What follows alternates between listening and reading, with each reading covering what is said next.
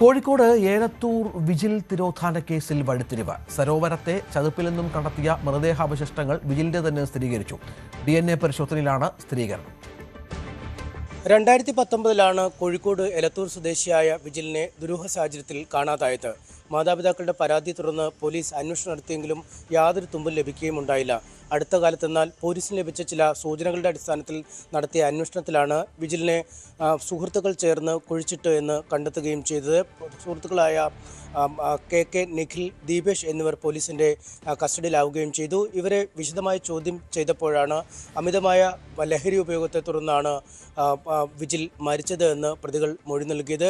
ലഹരി ഉപയോഗിച്ച ശേഷം മയങ്ങിക്കിടക്കുകയാണെന്ന ധാരണയിൽ തങ്ങൾ ആ സരോവരത്തു നിന്നും വീട്ടിലേക്ക് മടങ്ങി. എന്നാൽ പിറ്റേ ദിവസം സ്ഥലത്തെത്തിയപ്പോഴാണ് വിജിൽ മരിച്ചു എന്ന് കണ്ടെത്തിയത്. തുടർന്ന് ഭയം നിമിത്തം ഇത് പുറത്തു പറയാൻ ഉള്ള ധൈര്യമുണ്ടായില്ല. ഇതേ തുടർന്നാണ് സരോവരത്തെ ചതുപ്പിൽ കല്ലുകെട്ടി താഴ്ത്തി മൃതദേഹം ഉപേക്ഷിച്ചതെന്നവർ പറയുന്നു. പിന്നീട് വിജിൽ പുറത്തേക്ക് പോയി എന്ന് തെളിയിക്കാനായി കല്ലായി റെയിൽവേ സ്റ്റേഷന് സമീപം വിജിലിൻ്റെ ബൈക്ക് കൊണ്ട് ഇടുകയും ചെയ്തു. എന്നാൽ പലതവണ പോലീസ് പ്രതികളെ ചോദ്യം ചെയ്തെങ്കിലും വിജിൽ എവിടെ പോയി എന്നതിനെക്കുറിച്ച് യാതൊരു വിവരവും ഇല്ല എന്നാണ് ഇവർ മൊഴി നൽകിയത്.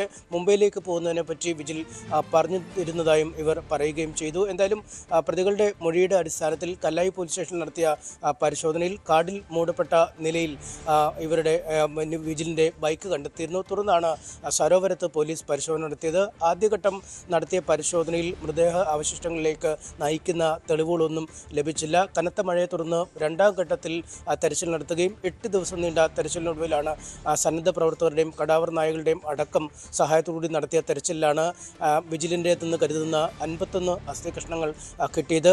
മൃതദേഹം കെട്ടിത്താഴ്ത്തിയ കയറും കല്ലും കമ്പും അടക്കമുള്ള സാമഗ്രികളും അവിടെ നിന്നും ലഭിക്കുകയും ചെയ്തിരുന്നു. ഇതിന് ശേഷമാണ് കണ്ണൂരിലെ ഫോറൻസിക് സയൻസ് ലാബിൽ ഈ മൃതദേഹാവശിഷ്ടങ്ങൾ വിശദമായ പരിശോധനയ്ക്ക് വിധേയമാക്കിയത്. അവിടെ നടത്തിയ മൃതദേഹ പരിശോധനയിലാണ് വിജിലിൻ്റെ തന്നെയാണ് ഈ മൃതദേഹത്തിൻ്റെ അവശിഷ്ടങ്ങൾ എന്ന് കണ്ടെത്തുകയും ചെയ്തിരിക്കുന്നത്. എന്തായാലും പ്രതികളെ നേരത്തെ തന്നെ കസ്റ്റഡിയിലെടുത്ത് ഇതുമായി ബന്ധപ്പെട്ട നടപടിക്രമങ്ങൾ പോലീസ് അവസാന ഘട്ടത്തിലേക്ക് എത്തിക്കുകയായിരുന്നു.